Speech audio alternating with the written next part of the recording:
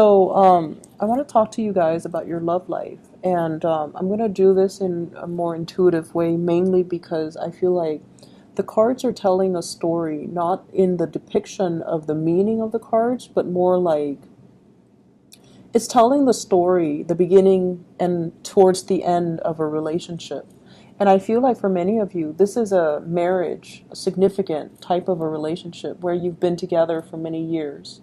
So it starts out here with the wedding, the coming together with the Four of Wands.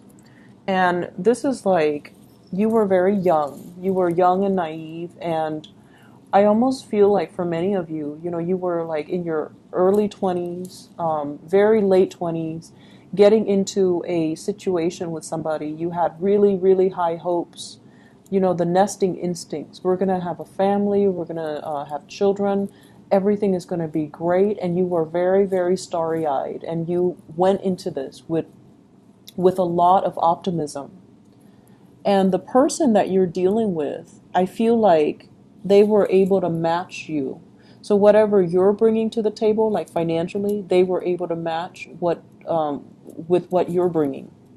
And I also feel like this is a blessed union. There might have been somebody that fixed you up. There might have been like a mutual friend, a family member, somebody that you trust. So because you trusted that person, you trusted the union, you trusted that everything was going to work out. And so you were like starry-eyed and very optimistic that this union was going to be the happily ever after. And then I also feel as well, we have the Ten of Cups. The Ten of Cups is a card about children sharing a blessed union with another person. You were very in love with this person, and they vice versa were very in love with you. And I feel like, the more we begin to move away from the first two cards, the more the differences become a lot more glaring. So it was a very ideal match, mainly because you saw the other person as your soulmate. You saw the other person as like, that happily ever after. This person is so much like me. They understand me. They're antisocial just as I'm antisocial. They're blunt just as I'm blunt. And we're going to, create little children that are exactly like us. We're going to watch them grow. For some of you, you might have 3 children.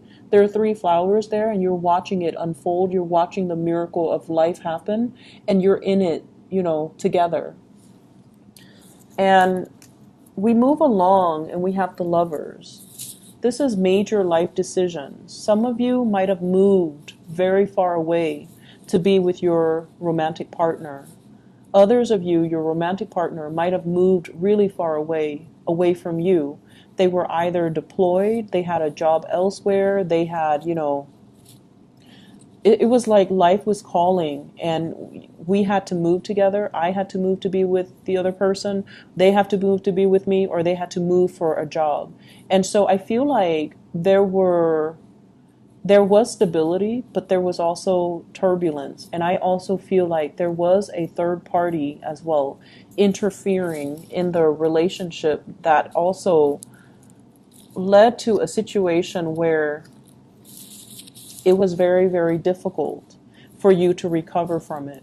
So the relationship itself, there was a lot of joy. There was a lot of, it had a long history. So I feel like for many of you, you have been married to this person or have dated this person for a very, very long time. And you had overcome some major milestones with one another. So if you look at those masks, it's like one is happy and one is sad. So it's just like balancing out the good times and the bad times in this relationship.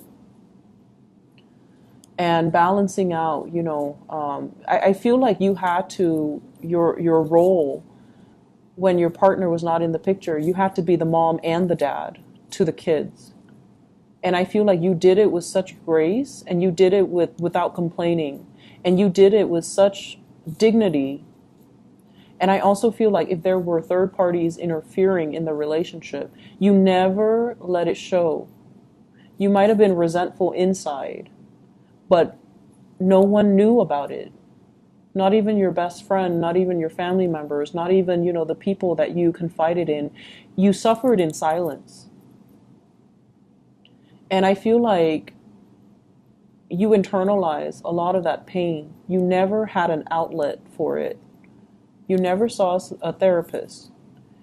Your partner, I feel like, it wasn't so much forgiveness. It was just putting on a mask, pretending everything is okay, and possibly not confronting the relationship partner because you might have been in denial about it, or you didn't want the confrontation to break up the family unit because you really loved this person. And so we escalate here from something that is, it started out with a very, very good beginning. The Four of Wands, like the hope, the optimism, and the similarities between the two of you. Ten of Cups. These are like, peas in a pod.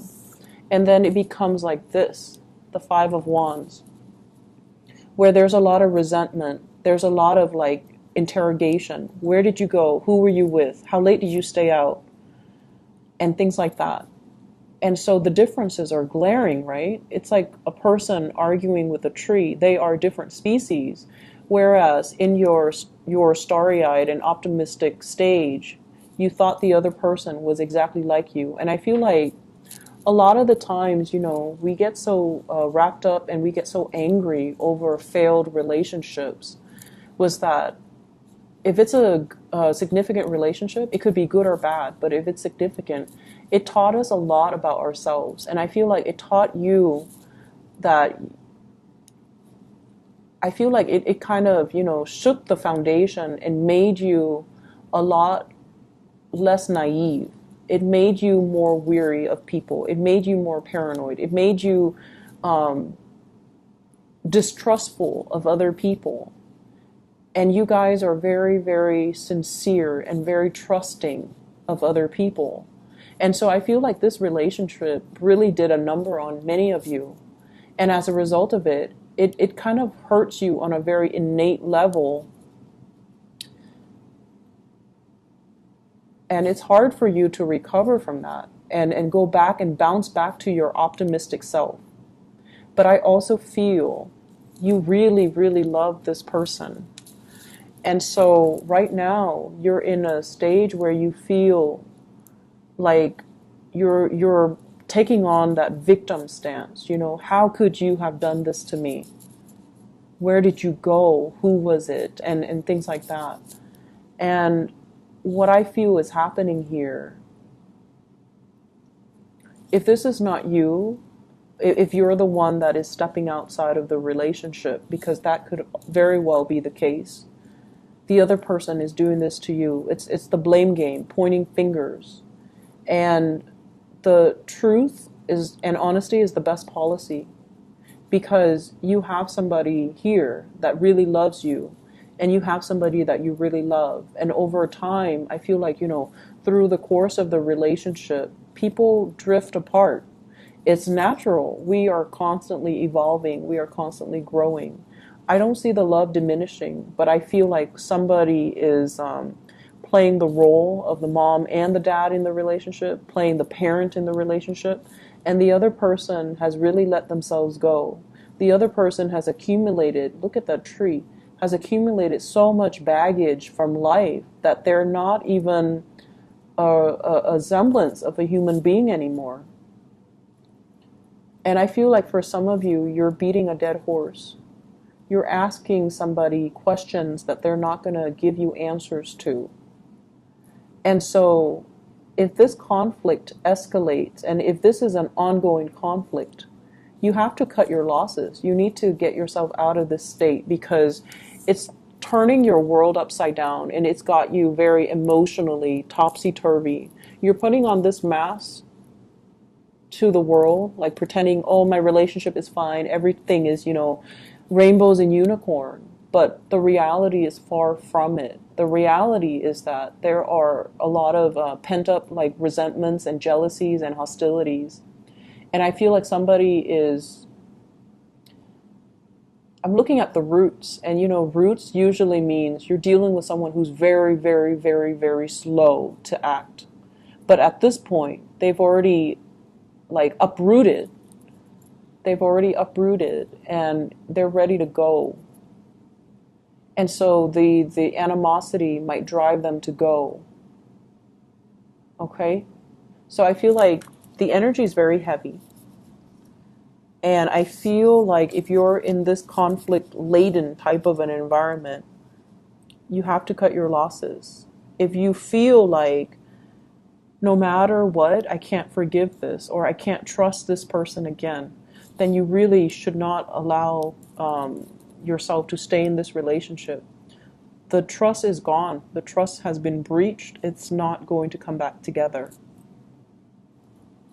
On the flip side, for those of you who are single, I feel like you have gotten out of a very significant relationship. You're trying to find your center. You're trying to find your footing. And you are single and you're not planning to date. Dating is so far from your frame, like it's so far from your imagination right now. Like you can't even wrap your head around, I'm not ready to date, okay? And then for others, I feel like you might be interested in somebody who's already in a union. We have here the Ten of Cups, you're as your partner.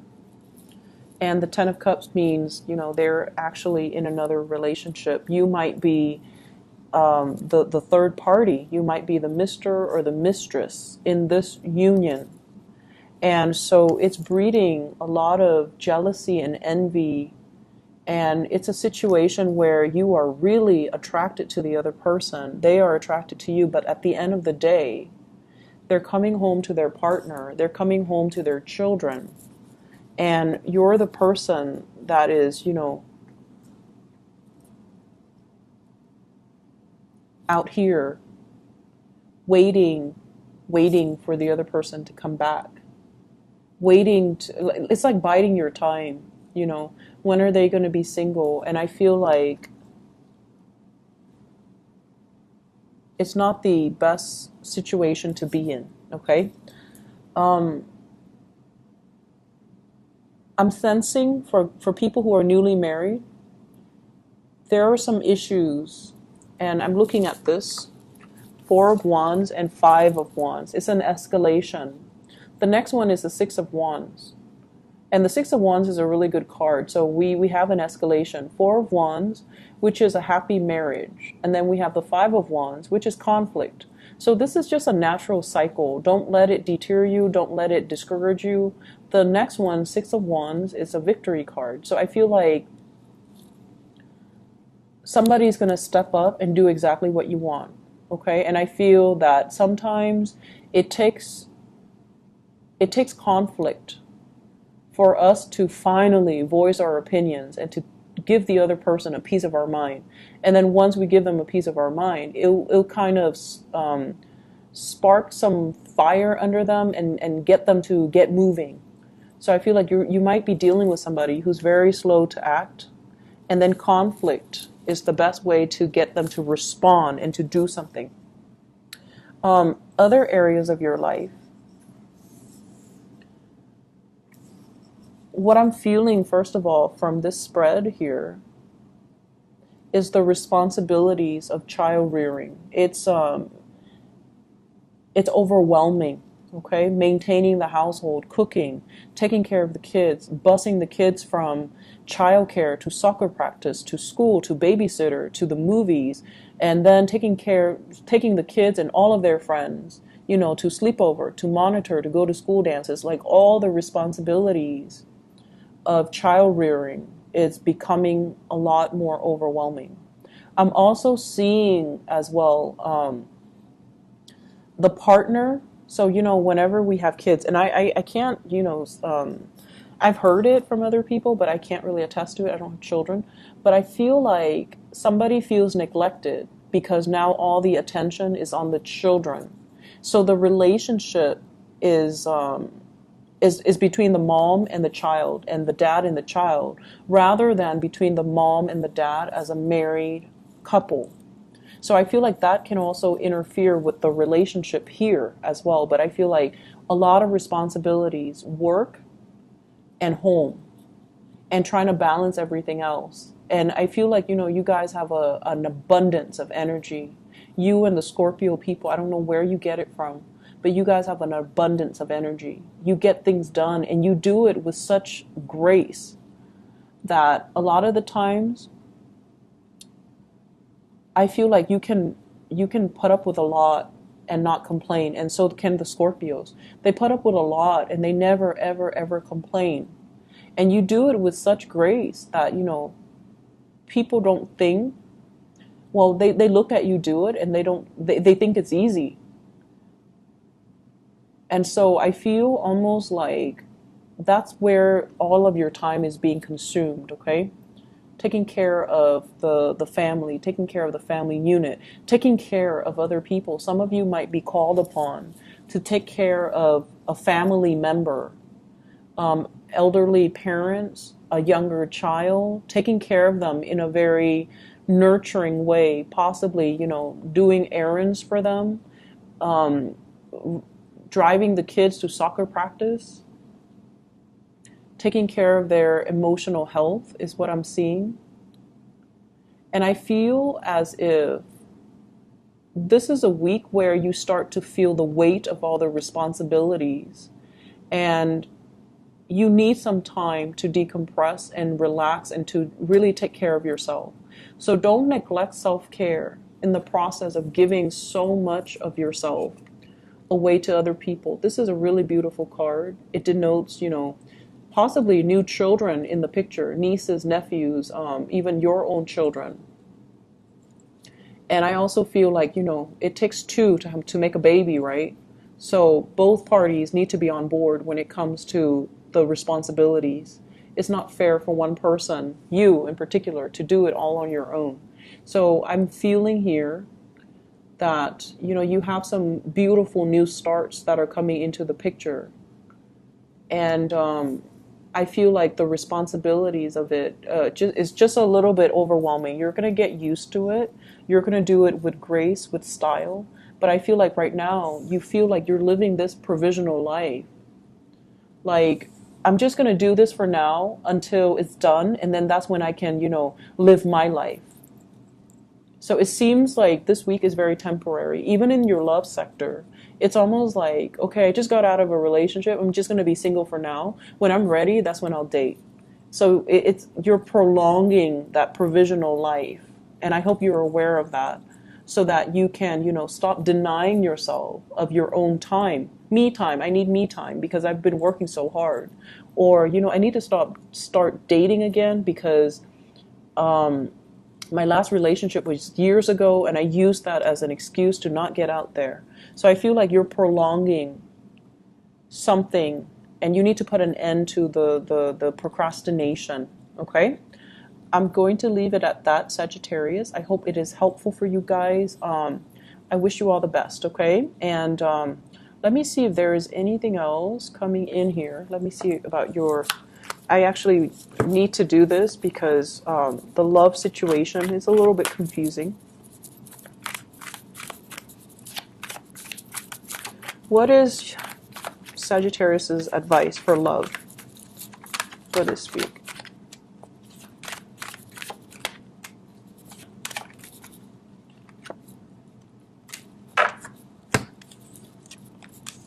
We have here the Page of Wands. This is news messages that's going to be coming in. It's coming in like invitation, somebody seeking you out. And they have here the Fool. You're going to be starting over. You're going to get a clean start. You're going to go out with new people. And then we have here the Ace of Swords. And the Ace of Swords is finality. Seeing somebody that you really like, or somebody is like eyeing you, possibly an air sign, Aquarius, Gemini, and Libra. This is somebody new. And we have a Gemini vibe here with the Lovers card. So I feel like you have a new person that's going to be coming into the picture, and you're going to be walking in that direction, okay? You're not looking back at your past anymore. So I feel like many of you newly singles, you've got somebody that you're walking towards, and there's going to be a lot of communication, and the communication and gathering and going out and dates, like actual dates, going on a date with somebody, seeing them outside in their natural habitat, and you're going to get a new lease on your love life, okay? So whatever relationship, if you're still in it, you kind of need to draw the line and cut your losses, all right? I wish you all the best, Sagittarius. Take care. Bye-bye.